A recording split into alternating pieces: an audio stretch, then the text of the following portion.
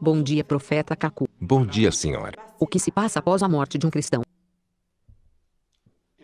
Senhora, isso depende primeiro da sua igreja. Se vocês são católicos, serão levados no lote dos católicos. Se são metodistas, serão levados no lote dos metodistas. Se são pentecostais, serão levados no lote dos pentecostais. Se são branamistas, serão levados no lote dos branamistas, não no lote de William Branham. Primeiro, tomamos o exemplo de Noé. Quando Noé pregava no seu tempo, era necessário entrar na arca, que era o tipo do seu lote. Cada profeta tem o seu lote. Deus disse a Daniel: caminha e descansarás, e juntar-te-ás ao teu lote. Cada profeta tem o seu lote. Agora, quando Noé entrou na arca, Deus fechou a arca atrás de Noé. E os que vinham depois, não podiam entrar. Quando um profeta deixa a terra, o seu tempo terminou. Os que devem ser salvos com este profeta já estão na arca. O profeta é o último. Quando entra, então é Deus que encerra. Toma o exemplo de William Branham. Uma manhã, William Branham teve uma visão. E Deus permitiu que visse ligeiramente o que se passa após a morte. E quando chegou do outro lado, viu o seu lote. E reconheceu que todos os que estavam lá morreram durante o seu ministério. A sua primeira mulher estava do outro lado também. A sua primeira mulher veio e lançou-se ao seu pescoço. E viu todos. Havia velhas mulheres falecidas e que agora tinham rejuvenescido, que estavam ali. E William Branham perguntou-lhes: onde está Paulo? E foi-lhe dito que Paulo está com o seu grupo. Perguntavam onde está tal profeta. E diziam-lhe que este profeta está com o seu grupo. E perguntou: e o Senhor? E disseram-lhe: quando juntares-te a nós, serás julgado de acordo com o que tu nos pregaste, e seguidamente apresentar-nos-ás a Cristo. É isso. Um profeta junta-se ao seu lote. Mas agora, quando um metodista morre, este metodista junta-se ao lote dos metodistas, e de outro lado ali, esperando o julgamento, aperfeiçoa-se no metodismo.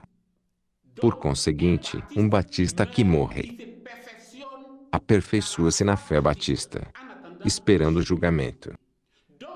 Por conseguinte, desde Adão até este dia, cada profeta está com o seu lote. Agora, em 1993, eu tinha uma visão, no qual fui do outro lado como William Branham. E quando cheguei, primeiramente, vi um lote, e vi uma porta. E dentro, vi algumas pessoas, e reconheci uma mulher que era metodista. E foi-me dito: aqui é o lote dos metodistas. E compreendi claramente, dado que já tinha visto esta mulher, tinha reconhecido esta mulher, ela cantava no coro na terra. E reconheci que era o lote dos metodistas. E quando avançava, via portas, e dentro de cada porta, havia algumas pessoas.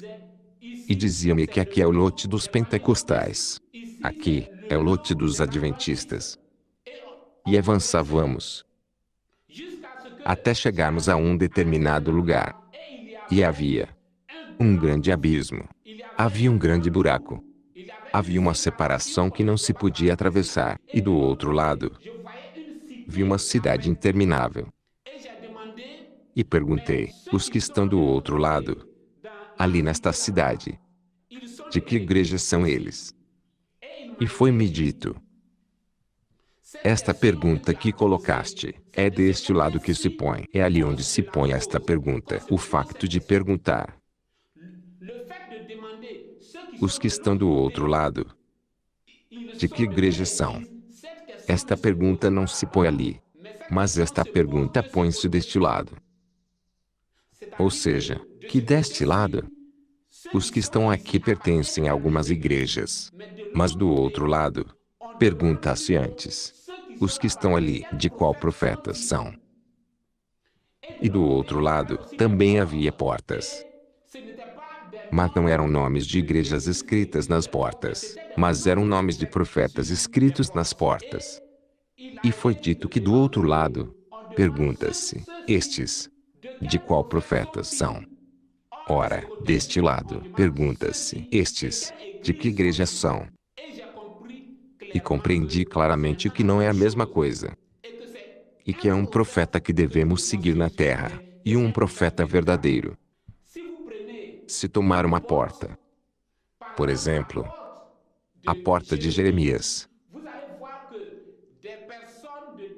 vai ver que pessoas de diferentes nações podem ser salvas num certo período da humanidade. E todos estes entram no lote do profeta Jeremias.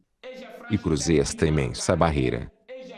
E vi uma cidade coberta de uma nuvem.